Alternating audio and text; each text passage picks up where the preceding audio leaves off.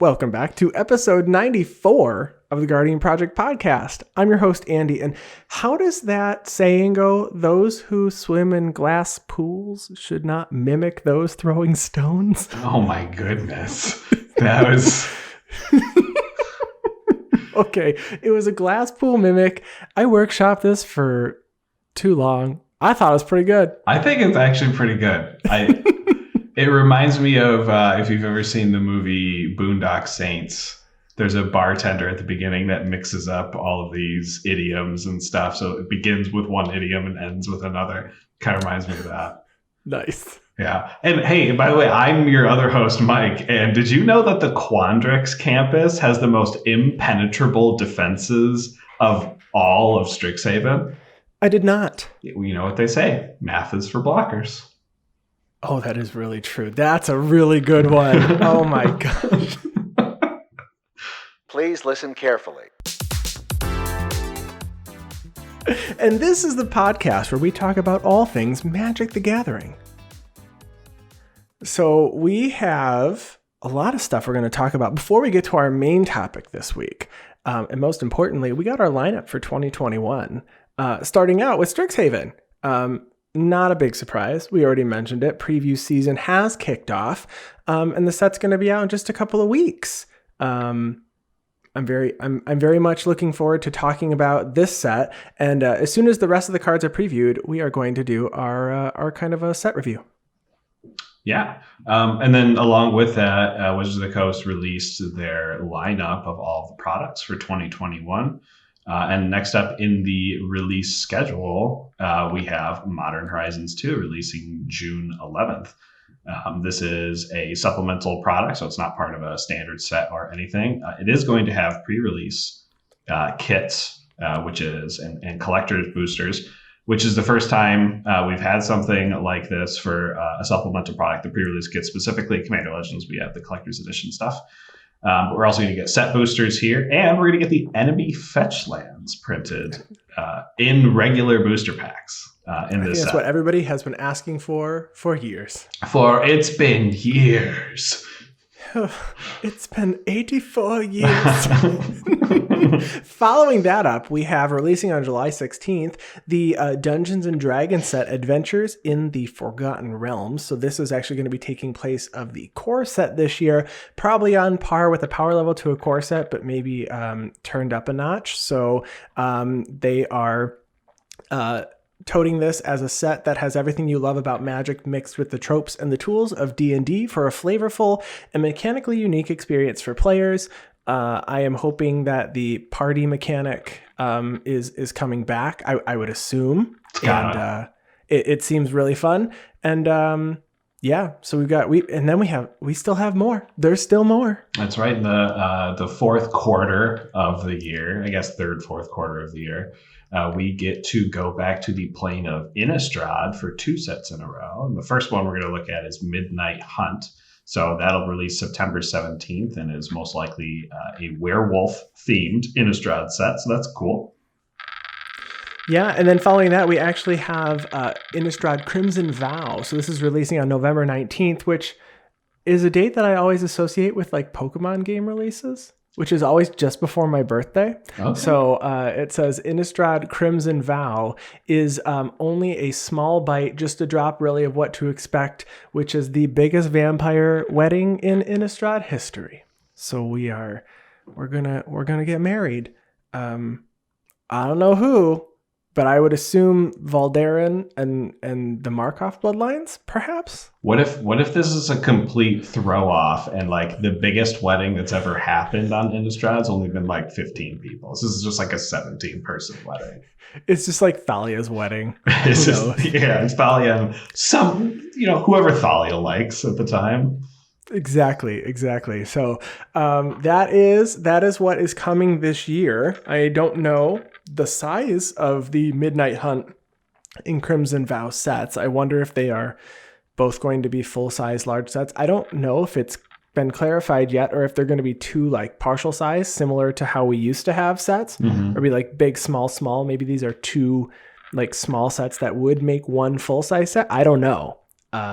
But I am very much looking forward to going back to Innistrad. this year. It's a really fun set. And I assume we're going to get a legendary werewolf that we have all been asking for. You will get it, and it will be one color short of what you really want, I think, is what's going to happen. You think it's going to be either red or green? They're not going to make it red and green? Yeah. That is what I think. No, they're going to make it red and green. They know what it was a hit and a miss when they gave us the one in the Shadows block. Mm-hmm. So I think they're going to do it right this time. I think there's going to be a legendary transforming cares creature that will be a better pick for your werewolf commander than the legendary werewolf that they print. All right. We'll have to check in sometime before September 17th. Probably at the beginning of September, if we remember. Won't remember. Circle back to this episode. 5 months from now? Not going to remember. Exactly. So that's what's coming up this year. We also have gotten some requests for a dual commander deck list. So if you were watching the stream a couple of weeks ago, maybe a month ago now, I played Finn the Fangbearer Infect, and we did get a request for a dual commander build. We haven't played 1v1 commander in a really long time, Coyle, and I think 1v1 is different from dual commander. Don't really know the rules. It's not. We usually just build multiplayer decks, but maybe a new segment there. We could build some decks for 1v1, right? Because the goal is to beat your opponent, right? You're trying to win. That's for sure.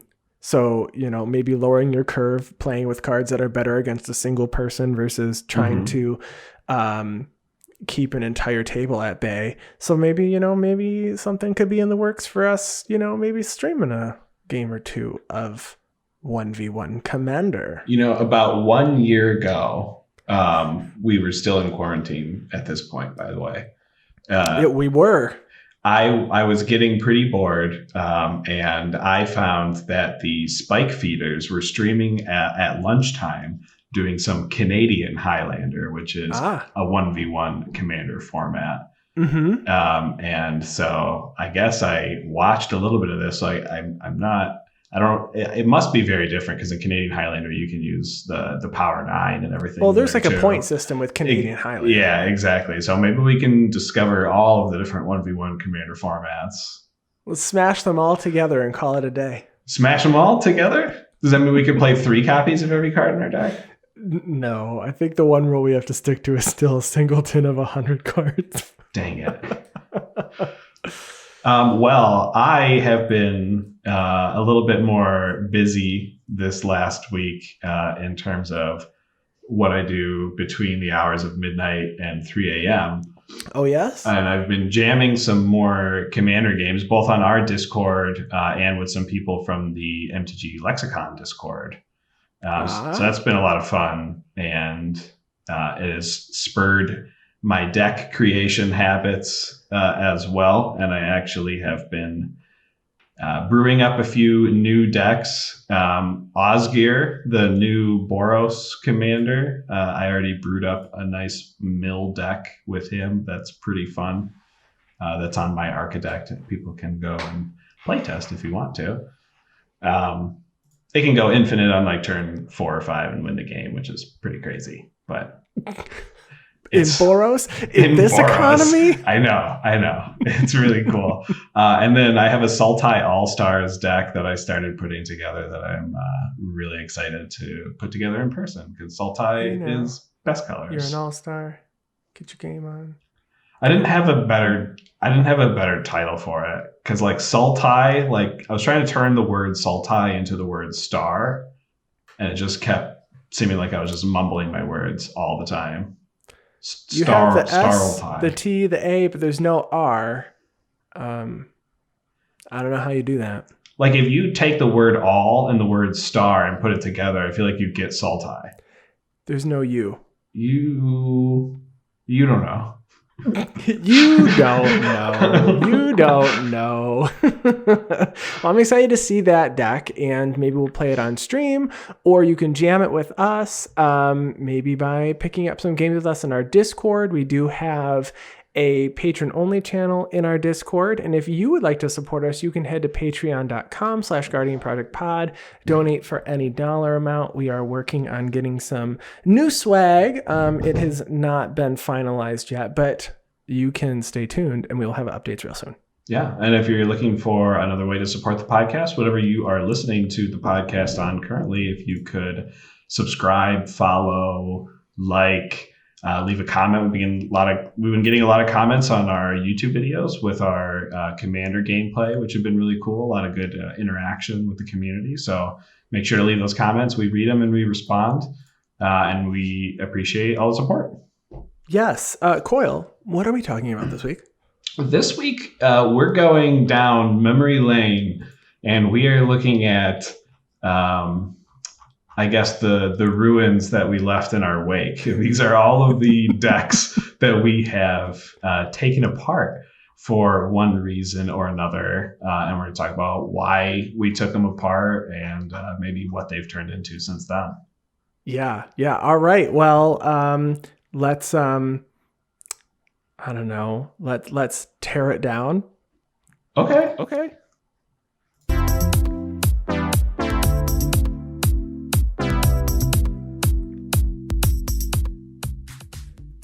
All right. So we have a couple of categories of I guess that our decks that we've taken apart really fit into. So we can let's just start with the first category, which is we played the deck enough. We really just wanted something new.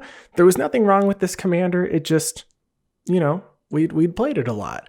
My first deck that actually makes this list is Slimefoot the Stowaway. So I really like the Slimefoot deck. I still like playing against it. Slimefoot's a 2/3 fungus for 1 black and a green that says whenever a sapling you control dies, Slimefoot the Stowaway deals 1 damage to each opponent. You gain 1 life. You can pay 4 generic mana and make a sapling creature token. I think this is a particularly powerful commander in multiplayer format because it deals 1 damage to each opponent and you gain 1 life. So if you can find a way to create a ton of tokens, which is very easy to do because you have a color green, I suggest building this deck. I had just played it enough. I would say without an exaggeration, I probably played it 30 to 40 times, maybe a little bit more, give or take. That's probably true.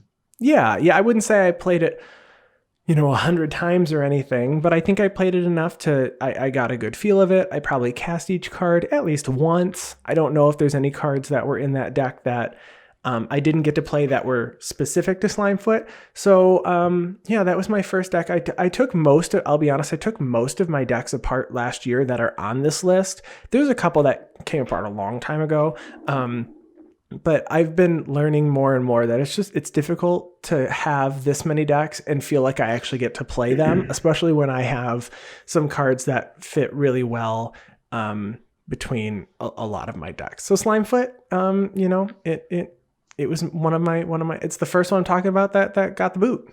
Yeah, I think it's also important. 2 other things to know. One, if you're looking to build a Slimefoot deck, Slimefoot just got a reprint Time Spiral Remastered with the old border and looks really cool. It did. And 2, at least you got to also stalemate a game before Slimefoot came apart with Spore Mound and the other card that where all forests are saplings and all saplings are forests. Life and Limb and Spore Mound does go infinite, but you have to have a sack outlet. So Spore Mound says whenever a land enters the battlefield, you create a 1/1 green sapling, and then Life and Limb basically says all forests and all saplings are 1/1 green saplings and creatures and forest lands in addition to their other types. I played those and forgot that I had to have a sack outlet, so it draws the game. Yeah, that was cool. It's fun, and I don't draw very often, but I did get to live out that dream. And Life and Limb, if you're looking, was just reprinted in Time Spiral Remastered. Boom. Sounds like everyone should go out and build Slimefoot now. To be honest, I always enjoy playing against Slimefoot decks too, because they're very unassuming. It's true, and honestly, we talk about these two cards that just got reprinted, Time Spell Remastered, but so did all the other Fungus cards that they really care about. Fungus. Oh, that's true. Yeah. See, okay, you should all, and a Thalen of Havenwood, I think, was also in there. You know what? Now's the time. If you want Slimefoot, go get it.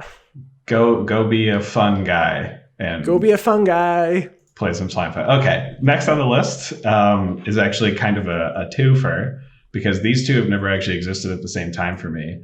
And that is Ayara, First of Lochthane, and Shirei, Shizo's Caretaker. So Ayara, First of Lochthane is a black, 2/3 elf noble that says whenever a black creature enters the battlefield under your control, each opponent loses 1 life and you gain 1 life. And Shirei, Shizo's Caretaker, I've talked about Shirei a lot on this, so if you want to know what Shirei does, go listen to a previous episode. No, it cares about black. Or if you're a patron, we have a full deck on it. That's very true. It cares about it cares about artifact creatures and black creatures with power 1 or less. So Shirei was one of the first decks I ever built. It's kind of my pet deck. I'll always have the cards that I can always rebuild this deck, and I guess that's kind of important. It's not a deck that died. It's a deck that needs to be resurrected every once in a while. But I think Ayara is going to be a deck that is purely dead for me now. You're dead to me. It was just, it had 2 combo lines that you had to go find in order to win the game. And it kind of just became stale after that, trying to find those 2 combos. It got boring. Yeah, you play 5 black tutors, you play the 2 combo lines, you ramp out, tutor for your combo, win the game. It's fun to win, and it was nice to bring to league play. I think Ayara is a very nice league play deck. It's not trying to win on turn 3. It is trying to win on turn 6 or 7. It's pretty consistent on being a win on turn 6 or 7 if no one has interaction. So it was really fun to play in leagues, but I haven't played in the league in like a year and a half, so that deck came apart. And there's like you talked about for Slimefoot, there's cards in that deck that you want in other decks. My mono black decks, I want my tutors, I want my lands, I want my reanimation spells. So I couldn't stay together. It's an easy deck to put back together if you want to try it out. And what's the one combo that the card that I like the most, and by like the most I mean I die to every time, where you make rats and then like lose life or whatever, or we lose life. You can pay life. It's a 7-mana sorcery called Plague of Vermin. Plague of Vermin. Yeah, you starting with you may pay any number of life, and you go around the table, and anyone can pay any number of life, and you keep going around the table till everyone pays 0 life, and then each person pays you a cumulative amount of life that they've bet, makes that many 1/1 black rats. With Ayara, you just get all the drain triggers and you win the game. Yeah, pretty much. Well, I going through this list, it was really fun to see all the decks that you had listed because I forgot about all of these. And the next one that I had, which came apart fairly recently, it's still played. It might actually be the most popular commander of this color pair, but that is Feather the Redeemed. It actually is the #1 Boros commander. So I was able to get a foil pre-release stamped Feather the weekend it came out during War of the Spark. So Feather is a 3/4 flying angel for red, white. That says whenever you cast an instant or sorcery spell that targets a creature you control, you exile that card instead of putting it into your graveyard as it resolves. And then you can return it to your hand at the beginning of the next end step. So it's card advantage because you can keep casting the same card over and over. And if you play with a bunch of cards that allow you to draw cards, like Expedite, for example, you can give a creature haste until end of turn and then draw a card. You draw a card and then also get Expedite back. And it was really, at the time, probably the first Boros commander that seemed like, oh, this is it. We've done it. We have card advantage. The deck's great. It really is. The issue is our play group figured out that if you just remove the way that I built it, if you just remove Feather, I really can't recover unless I just play a combo like Heat Shimmer or a Twin Flame with the Dualcaster Mage, which was a backup. If you know me, I have a backup combo in pretty much every deck because games gotta end. But I think I won off of Heat Shimmer and Dualcaster Mage pretty much every single time. I don't know if I won any other way. It was it was fun. I mean, there's lots of answers, and I built a token version. I was over it, I think, is where I was with Feather. And no one else in our play group even plays Feather. For it being the number one Boros commander, I might have played against Feather once or twice, but I don't ever see Feather. No, I don't either. Other than your deck. But yeah, I mean, I guess it's just Boros itself is not very popular. Yeah, I mean, I liked all the cards that were in it. I just played it enough. This one I probably played less than I would say of like a Slimefoot deck. Maybe 15 to 20 times, I would say. And most of these decks, by the way, this is a qualifier, most, if you go check out my Architect, they do show up, and I do have like when I retired them. So this one I actually took apart. I put that I retired it this month because I officially just took it apart. But it's also a really great deck. So if you're looking for a Boros deck, Feather comes highly recommended. I can advocate on its behalf. And you can also pick up a copy of Feather the Redeemed in Old Border from Time Spiral Remastered. Time Spiral Remastered. All right, so the next deck on our list here is another kind of twofer. Originally, I only had Hogak, Arisen, Necropolis down until I remembered there was, actually for a pretty long time, that I had a Marin of Clan Neltoth deck as well. You did. So this was a green-black Reanimator deck, Marin of Clan Neltoth being a lot more into the Reanimator and Sacrifice theme. Hogak was my just big stuff Reanimator along with Lands Matter, and it had all of my lands cards from another deck that we'll talk about today, but later on in a different category from my Gitrog, the Gitrog monster deck. So this deck just kind of was big and scary, and it felt like I was arch enemy in most games because I would get like a Villas down on turn 3 or a Shieldred down on turn 3 or something really consistently because Entomb, Reanimate, and then we're good to go. It had an infinite combo with Hogak in there. Marin didn't have an infinite combo, but it had Spore Frog, so we all hated it anyway. Spore Frog and Kokusho. Who needs anything more than that? Exactly. I do feel like your Hogak deck was a flash in the pan. I mean, would you say you even played that 10 times? I did definitely play it 10 times. Oh, you do think so? Wow. Okay. Yeah, I played it 10 times. I played it a lot, so I was playing a lot on the play. I played it exactly 10 times. I played it a lot on the Play EDH Discord. Oh, that's right. And yeah, so I played Hogak a lot there, and I was getting a couple complaints that it was a little bit too strong. It's probably just sat in a really weird power level, like being like a power level 8. Where it's definitely not CDH, but it's definitely stronger than most of the decks are going to sit down with. So It had to come apart because it was difficult to sit down in a pod to play with that. People in my playgroup started playing Graveyard Hate, which is a terrible thing. You should never do that to your playgroup. And no, so these guys came apart so that I'm making finger guns and winking.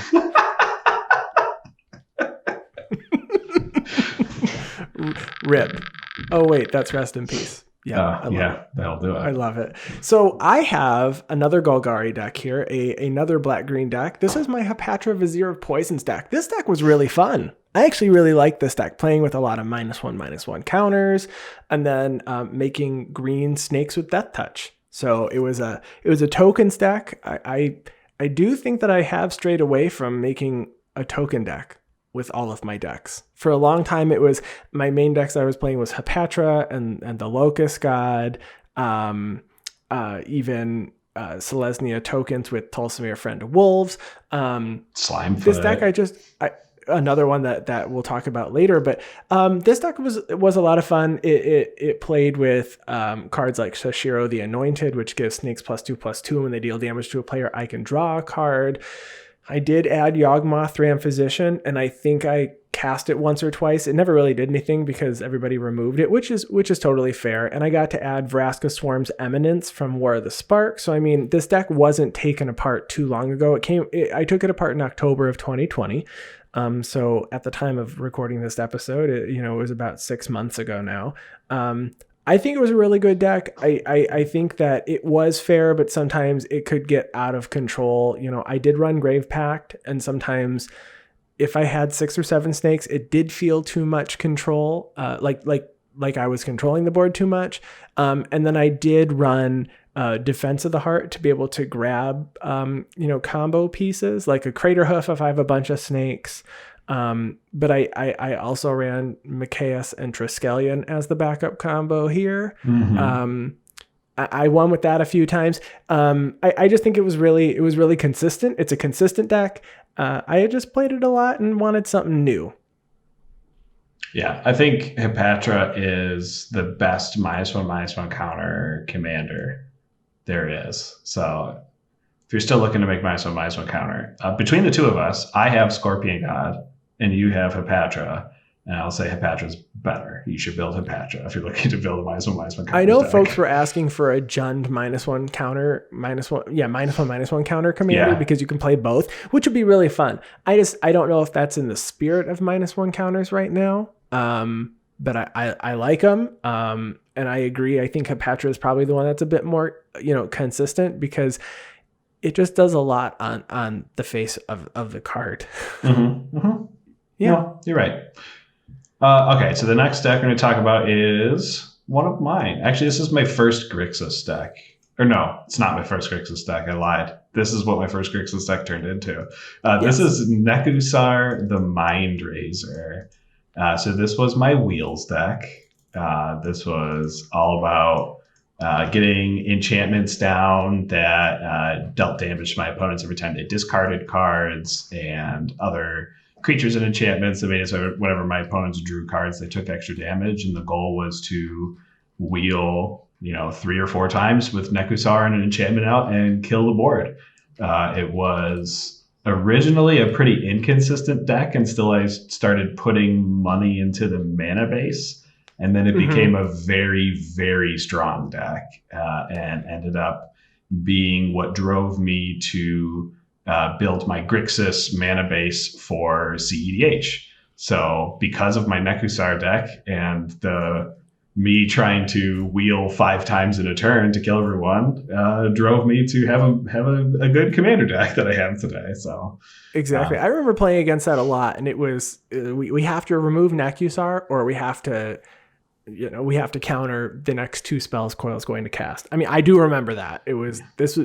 Do or die. We're dead next turn. Yeah. And then, that deck ended up actually turning into 2 decks. So the Grixis deck I talked about before, but then also I had all of the wheels for some of my other wheels decks that I've built in the meantime. 2 different wheels decks I've built since then. So Nekusar, rest in peace. You're being put to good use. My next deck is an Orzov deck, actually the highest built commander on EDH Rec, Teysa Karlov in this color pair. So Teysa Karlov is the Panharmonicon for death triggers for creatures. So it says if a creature dying causes a triggered ability of a permanent you control to trigger, it triggers an additional time. And then it also has tacked on their creature tokens you control have vigilance and lifelink. So again, I did have like a small sub-theme, I guess, of creature tokens kind of with some spirits. So the deck was really fun. I've won a couple of different ways. I mean, I won with Revel in Riches a few times, which was really fun.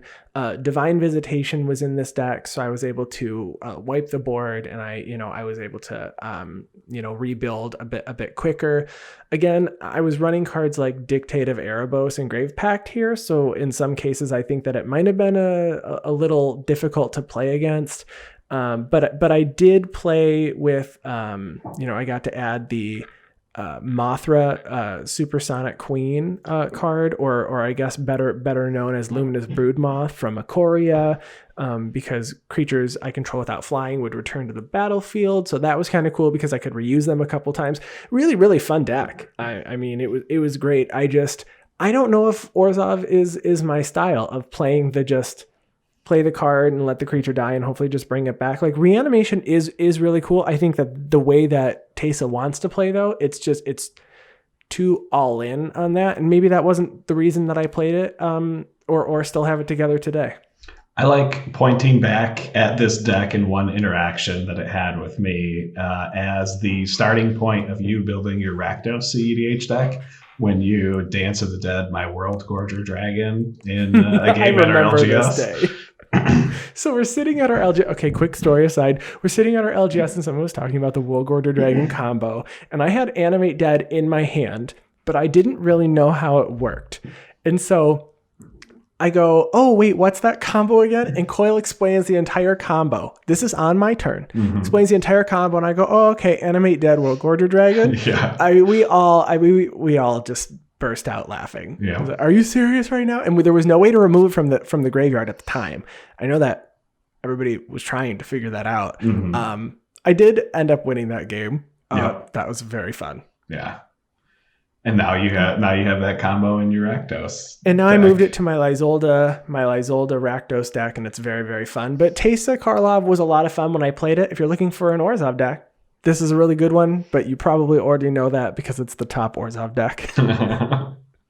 All right, so the next deck here is one. I think we're going to end up talking about this one twice. I think you had this one as well. We will. And this is Mizzix of the Ismagnus. So this was a face card for Commander Precon. Is that 2015? I think it was. I think it was 2015. So yeah, Mizzix is one of the what are those counters called? Experience counters commanders. Experience counter commanders, yeah. Yeah, and you get an experience counter whenever you cast a spell that is higher CMC than the number of experience counters you have, as long as Mizzix is on the battlefield. And so this commander really felt just like a really generic Izzet commander that's going to make your spells cost less. When I built it, I now understand the strength of this commander with the buyback mechanic, being able to reduce that cost as well. Yeah. I was only using it to do X spells, and I when I built this deck, it was fine, but I barely ever used Mizzix as my commander. Every time I had a Ponder in my hand, I wanted to cast it. I didn't want to wait for my commander to be out in order to cast it to get one, experience counter. So I ended up actually changing this deck into a Jorian Ruin Diver deck that I've had for a very long time that I ended up enjoying way more to get the incremental advantage of my 3-mana commander than Mizzix. But there's nothing wrong with Mizzix. I think I built it in a way that it would be less enjoyable than if you built it, quote unquote, the proper way. Sure. No, that's fair. I think Mizzix gets a lot of hate, and I think we're seeing it less often now. At least we don't really have a Mizzix player in our play group, or even in the folks that we play with on our Discord or through other Discords, or even that we've played with from across the world a few times. I maybe it's just old enough now that it's not being played. That everyone wants to play with the new spicy goodness. That's probably true. But Mizzix is a really strong card. It only costs 4, and maybe that's the route that I did have a Mizzix deck, like you said. We'll talk about it in a bit, but it was not my cup of tea. No. The next deck that I have is Vorl of the Hulklade, a 1/4 human merfolk for 1 green and a blue that has an ability to tap it, pay a green and a blue, and for each counter on target artifact, creature, or land, you put another one of those counters on that permanent. So I specifically built mine with +1/+1 counters in mind. I did have a lot of fun with this deck for a long time. It's been played on stream quite a few times. We actually had a deck redemption request for me to play Vorl just within the last month or so. I think the problem that I find with Vorl is it's definitely slow compared to most of the decks that we're seeing, and not too slow. I don't mean that it's low power. It has a lot of pieces that all need to come together, or it's not really gonna do a ton. And I did run a Sage of Hours combo so I could try and take extra turns. I did run Lighthouse Chronologist. I played this deck a lot. I remember I played this at League for a while, and there was one time where I got the Lighthouse Chronologist up to the 7th counter, so I was able to take an extra turn after everybody else's turn. I did end up winning that game.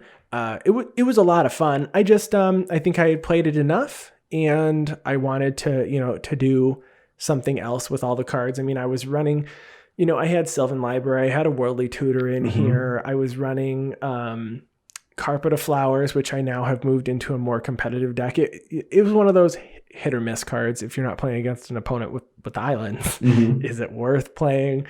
And then I moved some of the lands. I mean, it had a Misty Rainforest, a Minamo, School at Water's Edge. It had a lot of really good cards land-wise. So I think the mana base was solidly at like this is the best I could probably make this mana base with cards that may not have been as strong and were just slower than what I think most folks are playing. That I decided to, shuffle it up for one last time, and it's in a box where I can rebuild it if I want. I've kept all these commander shells together. It's just I'm sure we'll see it again one day. Yeah, I really enjoyed playing with it when we did Two-Headed Giant against Leslie and Shauna from Tap That MTG when I played my Roalesk deck. And yeah, we did a guild feud with Tap That MTG. So they played Selesnya decks and we played Simic decks. So go check that out on their channel, Tap That MTG, to see how those games went. It was swingy. I mean, we played a couple of games, so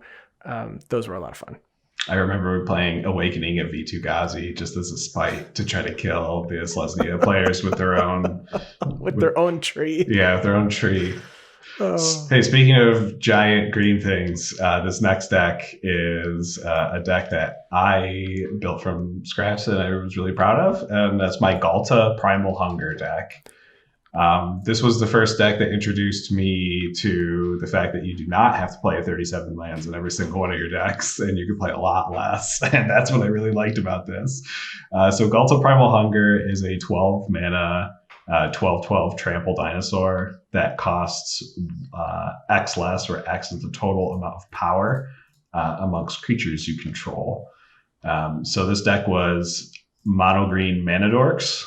And particularly the mana dorks that had 2 power were really good in this particular deck to reduce Ghalta's casting ability by a lot. So it was just a bunch of mana dorks and then green stuff that either pump Ghalta up, give Ghalta haste, or other big green creatures that care about stuff. Gave Ghalta trample, gave Ghalta double strike. I took it all. I died almost every time you played it. So I like that deck a lot. It's really good. It's one of those decks, though, that I do think kind of suffers from I can definitely kill one person. Yeah. I can likely kill 2. I'm not always good at winning because that last person might find an answer. It's true. And, I hadn't played the deck in probably over a year now. It's probably how long it's been taken apart. It's been Yeva for most of the time. But now that cards like Ram Through exist, I think Ghalta I feel like I should try to build it again. Might need to see the light of day again. Yeah, I think it's got a lot of support in Ikoria specifically that I should try rebuilding it and see where it goes. Yeah, I can't speak highly enough about Ram Through, so I look forward to that. My next deck was my first Jeskai deck, actually. This is Zedru the Great-Hearted. So this was actually before we started even logging our decks.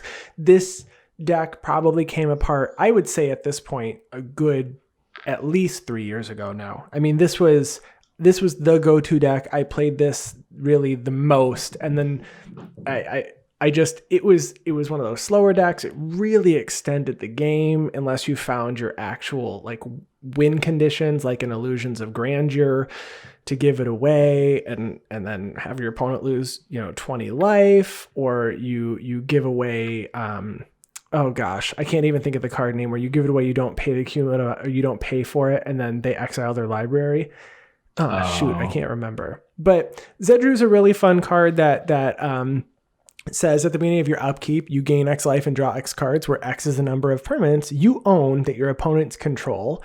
So you're trying to give all your stuff to your opponents, and then you can pay a blue, a red, and a white to give target opponent control of target permanent you control. So you're playing a bunch of cards that give things away. Humble Defector can give itself away. Role Reversal can switch cards up. Paradox Haze is really cool because you get an additional upkeep. But this deck, there's a lot of pieces I see now when I look on EDH Rec at some synergistic cards here, like 9 Lives from M21 had come out, or Pendant of Prosperity from is this Commander 18 or 19? Just there's a lot of cards that come out that just incidentally work really well with Zedru. Yeah, maybe this is a deck that I put together again. It got taken apart so long ago that I am out of the loop of the new Zedru tech. Yeah. Well, and now in Commander Legends, we got Blim printed, kind of like a Rakdos and negative version of Zedru. Mm-hmm. So that's kind of cool too. All right. So the next one here is a deck that I've talked about a lot. And some people might be surprised that this one is on the list as taken apart because I didn't announce it or anything. But Morophon the Boundless Everything Tribal is no longer together. That must have been in the last, month and a half, 2 months. Yeah, so it was when I built my Morophon Changelings tribal deck. I took the Everything tribal deck apart. There was plans to make a Morophon's Humans deck. That one is still kind of in the works. There's a pile for it somewhere in my house. There's a pile for it somewhere. Okay. But this deck was really fun. It was just a straight up value deck, which is why it was so much fun. It's just put Morophon down, name whatever creature you're currently holding, the creature type you're currently holding the most of in your hand at the time, cheat all of them onto the battlefield for free, and then either you have a Concordant Crossroads out to swing that turn, or something else to give all of your creatures haste to swing that turn. It was just put as many big legendary, as many pips as possible in their casting cost into a deck and play it. And it was a lot of fun, but I wanted to develop a new deck with Changeling Tribal, with all the Changelings that we got from Call Time. It felt like it was a good time for a change. And now I can use a lot of these permanents in other decks. The deck even had like Smothering Tithe and Rhystic Study in it that ended up getting migrated over to different decks that are not in the Changeling Tribal deck, in fact. So I was able to find new homes for a lot of those permanents. The Urza lands still don't have a new home, though. So I'm going to have to go find maybe a colorless deck. All of these colorless sorceries that are being released in Strixhaven actually are getting me thinking about a colorless deck might not be too bad nowadays. Listen, it was Morophon the Boundless Everything Tribal, but it was really just always slivers. Slivers were the best. It was slivers all along. When everything is a sliver, then the slivers are the best. Exactly. My next deck is Rakdos, Lord of Riots, a 6/6 flying demon for black, red that says you cannot cast this spell unless an opponent has lost life this turn, has flying and trample, and creature spells you cast cost 1 generic less to cast for each life your opponents have lost this turn. So this was a very fun deck. I did build this as an Eldrazi tribal deck. I did not have an Eldrazi deck. It was the first time that I had built one. It's a very fun deck. The problem is sometimes you can't cast Rakdos if you don't. It requires a setup piece, right? You have to be able to deal damage to your opponents to cast Rakdos. And the issue is Rakdos is a kill on sight commander. If you know that they're playing an Eldrazi tribal deck, because sometimes it's just too hard to recover. Really fun deck, just had played out its time, and I felt bad casting Eldrazi. Yeah, I have one of those later on too. So the next deck here is my Nicol Bolas the Ravager Super Friends deck, which was absolutely one of my favorite decks in the world to play. He said, "Why'd you take it apart?" Because it's slow. It's a very slow deck. Planeswalker deck on top of being a control deck means that your game is going to last an hour and a half to 2 hours minimum, and I might not even win. So it was a lot of fun, though. I like the long decks. I like the tons of interaction. People swinging at my Planeswalkers rather than swinging at me. It was always nice, too. And it was fun to see a lot of the Planeswalkers, since that the other side of that Nicol Bolas cheats Planeswalkers from your graveyard to the battlefield for free. It was fun to play some of the super huge, high converted mana cost Nicol Bolas Planeswalkers that you don't normally see. And people are like, what does that do? It's like on a plus, it steals your permanents on a plus. It's like, yeah, it's that good. So it was fun to put cards like that up, though. But I definitely became arch enemy almost immediately. It was a very, very high mana base, all the fast mana crypts, Mox Diamonds, everything, because I wanted it to be able to play cards quickly at the beginning of the game and actually establish a board presence. And with Planeswalkers, you kind of have to do that. Right. Right. My next deck was not a deck that was too slow. I would say it was right on speed. It was just a little too inconsistent. So I was playing Nizan Revered Bladesmith, a 5/4 cat from the Cat Tribal deck that had come out. Was that 2017? I think it was the 2017 decks. Yeah. So 4 green and a white. You can when it enters, you can tutor for the Hammer of Nizan, which really gives a creature, I believe it's indestructible and it auto equips. And then it says whenever an equipped creature you control attacks, you can tap target creature defending player controls. I didn't have an equipment deck. This was my first equipment deck. I didn't care for playing with equipments. And that's ultimately the reason that Nizan came apart. Yeah. Next one real quick is really easy to explain. So I had a Reese the Redeemed deck. It was Elf Ball with Aura Shards, and it made people feel bad when I swung at them with Craterhoof on turn 4 after destroying 20 of their artifacts. And that's why Reese came apart. Yeah, and Reese was really consistent too. I mean, if you had a Seedborn Muse, okay, good luck. Yeah, game over. Good luck, everyone. Yeah. The next category we have here is the deck was too fast. There's only 2 decks in this category. My deck for this is Edric Spymaster of Tress. So it's an elf rogue that says whenever a creature deals combat damage to one of your opponents, its controller may draw a card. So the point was to get your opponents to swing at each other so that they can draw a card. And I think maybe when this was originally released, that was what it was doing. But it turned into, there's a lot of very powerful strategies for extra turns by playing evasive creatures that cost maybe 1 or 2 mana, and then getting a ton of mana by playing perhaps just Elf Tribal with this and chaining extra turns. And it was too fast and too consistent, so you could consistently get to an extra turn if the right pieces came together, which was most of the games, starting around like turn 4 or 5, and then really no one else gets a turn 5. And I thought it was too fast and not what I wanted to do. You know, I had an Edric Spymaster of Tress deck back in the day where the only extra turn card was the Prowl one, Notorious Throng. And that deck was extremely consistent. It only had 1 extra turn spell. It's just a really good command. I forgot you had that Edric deck. You helped me build it. I did. And then I traded for some of those cards when you were done to build mine. Yeah. All right. So the next deck is my too fast deck. And I blame one of my LGSs and one particular month of the year for this. And this is my Ilharg the Razeboar or Perforos the Bronze-Blooded deck. So these decks were particularly built for a quote-unquote event. It's unofficial, called Mono Red October, which happens at one of our LGSs, where you must play a mono red deck and you must play the original Tybalt in your mono red deck. And those are the only 2 rules of Mono Red October, and they end up being really fast decks. It was originally Ilharg, and I tried to cheat out Blightsteel Colossus on like turn 3 or 4 to take someone out of the game, and makes it a lot easier to take the other 2 people out of the game when you kill the one player who's playing blue or something like that. And then when Theros Beyond Death came out and they showed Perforos the Bronze-Blooded, I said, I'm just going to replace Ilharg with this new Perforos and play the exact same deck. And it ended up being just as good, if not better. Yep. So, yeah, too fast. Too fast. All right, the next list is oppressive. So these were decks that they were not fun to play against or play against people because you actively felt bad playing them. So my first deck here is Lavinia Azorius Renegade. It truly has been taken apart. If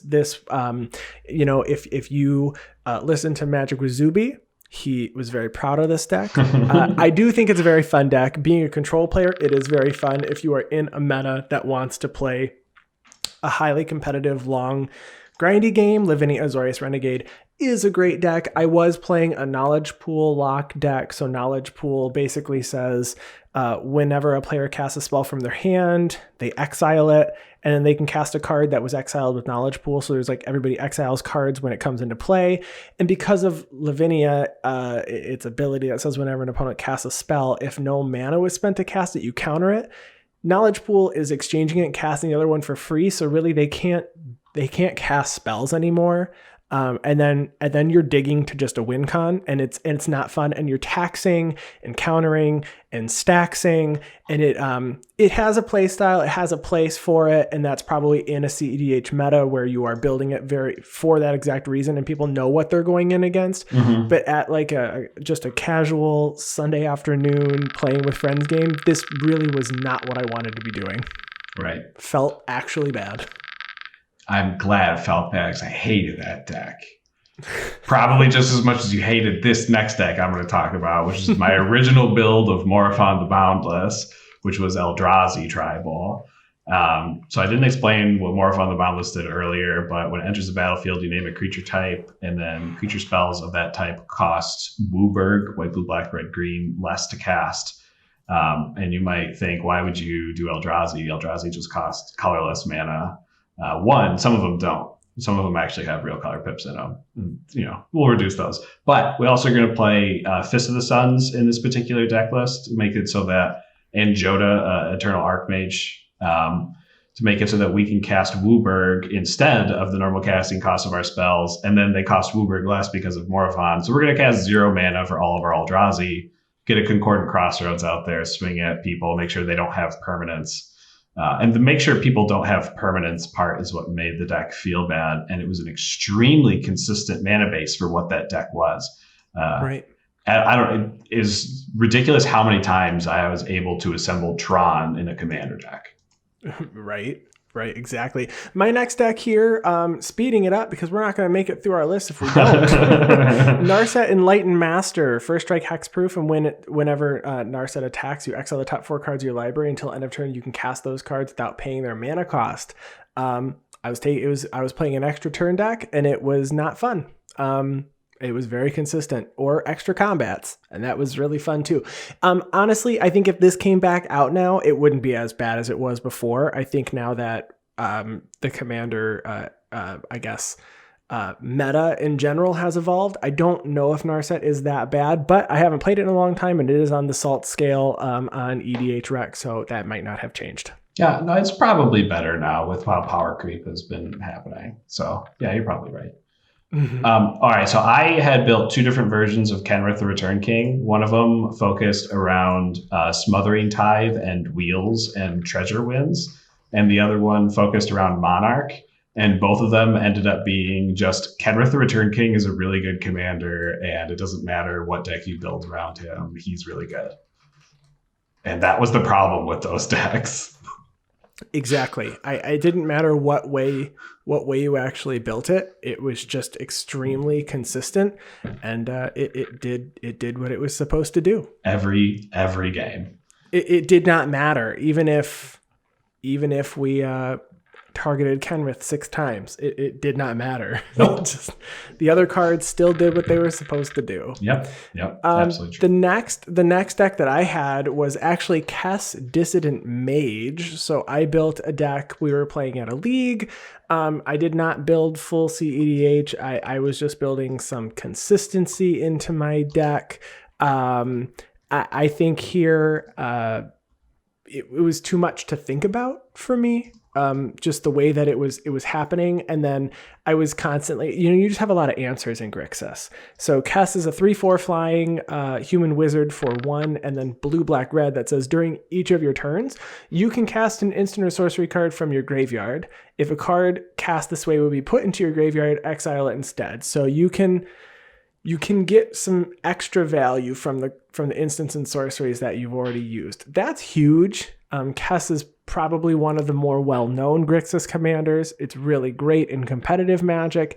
I have seen versions of Kess that are even on a budget. I know Andy Zupke from the Scrap Trawlers has a budget Kess. I said budget and Kess to say bus. Bus That's Kess. Funny. Bus Kess. A budget Kess Dissident Mage deck, and that was extremely fun to play against because he was playing with spells that are not played very often, or just perhaps they cost too much, or they I guess are just are not seen, right, or undervalued. And when you get to cast them 2 or 3 times in a game, it's really great because there were ways to cast spells I think, multiple ways in that deck. I can't remember exactly what cards those were, but I know I lost. It was very cool. Yeah. I know I had a Kess Dissident Mage deck that I had built when we were doing the CEDH event in the Commander Chicago. And I had built it for that and had a little bit. And yeah, I know Kess is just really, really great. I would like to see some casual builds for Kess, because I think Kess was as a spell slinger would be really fun to build too. Exactly. The next deck on the list is the first deck I ever built from scratch without, copying other people's deck lists or anything. I didn't know what I was doing. I didn't know what Scryfall was back then. I think I used Gatherer for everything in order to build this deck list. And this was my Mogis God of Slaughter group thug list. That's so funny that this is making it onto the oppressive list. I mean, it's just thinking about it, that I did not think it was that oppressive, but it did evolve over time. Yeah, I mean, it might not feel like it's oppressive, but it was trying to be. It was trying. It didn't play cards like Smokestacks or anything, but it did play the most Benton half Grave Pact you've ever seen in your life. We had a Dictate of Erebos. Coyle's not joking. That Grave Pact was bent. There was a white line. It was bent back and forth 6 times. It was easier to bend that card than it was to bend a dollar bill. So let's just put that in perspective. It was easier to bend that card than a Commander Legends foil. And those come bent for you. They do. They come pre-bent. So this deck came about because the original precon that I bought to start playing Commander was Prosh, and Prosh being Jund, I got a lot of my Rakdos cards. My favorite card in the deck being Vile Smasher the Fierce. I always loved casting Vile Smasher in my Mogis deck. I think I even replaced Mogis with Vile Smasher one time for the deck just to see how it would go. And Karavik the Merciless was in this deck too. And it was a lot of fun, but it didn't win. It just kind of sped games up. It was always, I think I was always a really good addition in a pod, but I was never in a pod that I was going to win. And that was the problem with the deck. I appreciated that you were forcing sacrifices or some extra damage through for me to take out, because I think I was running my Narset deck at kind of around the time when you were playing this Mogis deck. Yeah. They are not on the same level. They're just not. Not at all. But it was way before we started having conversations about, what turn do you want to win on? What is your goal with this game? Like we do now. Yeah, exactly. If you had asked me, I just wanted to take extra combats to stack up 6 extra turns. That was not what Mogis wanted to hear. Right. Not at all. And then I guess just another one that I did end up getting rid of was I kind of alluded to it, so I thought I'd talk about my Kokusho, the Evening Star Reanimator deck. Also talking about, you might not think this one is oppressive, but it is still playing the dictates in there. Yep. And it actually gets to play a card called Contamination as well. That makes it so all lands produce a black instead of their normal type. It's not Blood Moon. It doesn't say non-basics. It's all lands now produce black, and I loved getting that card out. I thought I had gotten that out of my memory, and it all just came flooding back, Coyle. I remember oh my gosh, playing against someone at our LGS who was playing a Kranko deck, and they're like, "Oh, I think I got you," and I'm like, "Hope you can get me with only black mana, because you got nothing the rest of the game." Gosh, oh, it was so much fun. I love getting people like that. It's a very interesting card. I mean, it when you don't see it coming, and it's not seen very often, and perhaps it's not seen very often because it just creates for bad games. It could. But yeah, no. So we're certainly not going to get through all of our list today. We were very overzealous here. So want to make this a 2-parter? Pick up here next week? Let's make episode 94 partners with episode 95. Okay, so we will pick up, I guess, next week with the remainder of our list. So we do have the remaining lists are that we did not enjoy the play style, so the deck was taken apart, or the plan never really came together, or that we couldn't get the deck to do what it was supposed to do, or didn't do enough. decks we only played a few times, and then decks we really don't know what happened to. We just know they're not together anymore. And then finally, the chopping block, to see if we have any on the chopping block. So we will be back next week to finish up the rest of this list. We want to thank you all for listening this week. If you want to contact us, you can find our podcast online at theguardianprojectpodcast.com. You can find our social media on Twitter at GuardianPod, and our gameplay videos on YouTube at youtube.com/theguardianproject. And you can email us at guardianprojectpod@gmail.com. I'm on Twitter at ATFlory. And I'm on Twitter at WormCoilEngine. And we want to give a special thanks to our producer and editor, Ryan Nichols. And to Chris Wolf, who handles our graphic design. Thank you so much to the both of you. And I guess we'll chat with you all next week. This is a very rare occasion where it's like, you know what next week's subject's going to be. So if you want to contact us to talk about us specifically about this subject, your input is going to be like really good. You should do it. Real good. Let us know. And a lot of you know what decks that we probably have coming up on this list. So stay tuned. We'll be back next week. Have a great week. Bye-bye.